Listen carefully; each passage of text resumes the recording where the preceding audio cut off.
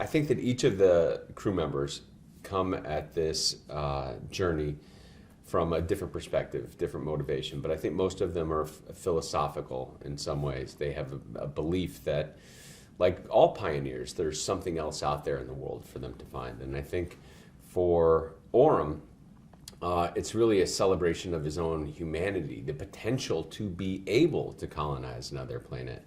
And I think for him, that's paying tribute to God as he believes it. And I think he wants to spread that message and that belief system.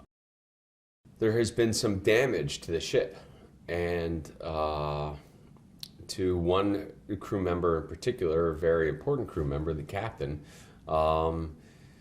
he becomes incapacitated inside his pod and perishes.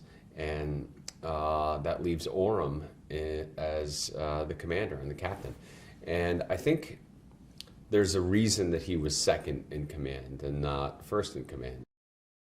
Everything happens for a reason.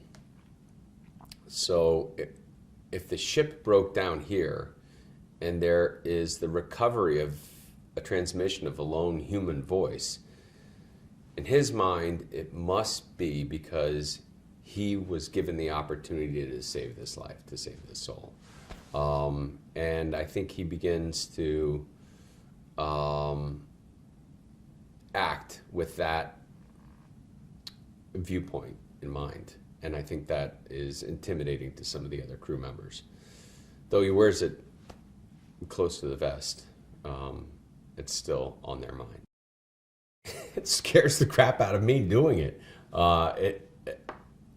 This has a tremendous amount of action and movement. It's almost constant in its